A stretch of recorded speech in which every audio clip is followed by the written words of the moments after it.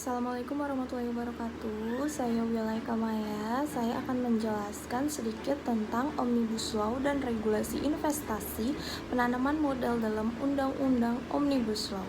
Wacana tentang Omnibus Law muncul pertama kali ketika Presiden Joko Widodo pada Oktober 2019 menyampaikannya dalam pidato pelantikan Presiden dan Wakil Presiden.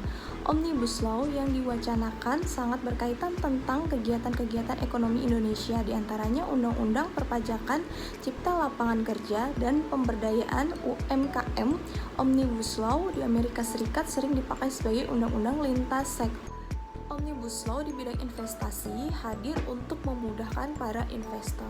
Akan tetapi, jika berkaitan dengan kemudahan berinvestasi sebagai tujuan penerapan Omnibus Law di bidang investasi, Undang-Undang Nomor 25 Tahun 2017 telah memberikan kemudahan terhadap investor melalui fasilitas-fasilitas penanaman modal bagi investor.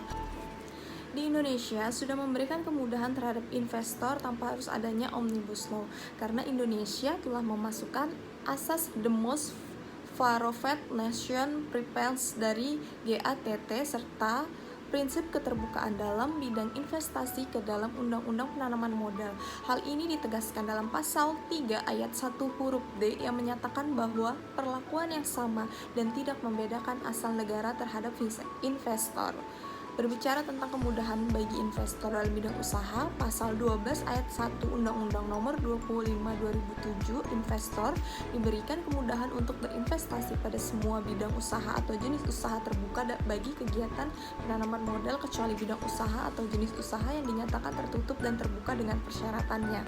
Kemudahan terhadap investor yang diberikan oleh negara terhadap investor melalui Undang-Undang Nomor 25 Tahun 2007 sampai pada hak investor, diantaranya kepastian hak hukum dan perlindungan serta informasi terbuka mengenai bidang usaha yang dijalankan, serta hak pelayanan kepada perusahaan penanaman modal untuk memperoleh hak atas tanah, fasilitas pelayanan keimigrasian, dan fasilitas perizinan impor. Oleh karena itu, Omnibus Law yang salah satu tujuannya untuk memberikan kemudahan dalam berinvestasi agar menarik investor datang ke Indonesia, jangan sampai menyampingkan Undang-Undang Nomor 25 Tahun 2007 yang telah mengatur tentang fasilitas serta kemudahan untuk investor.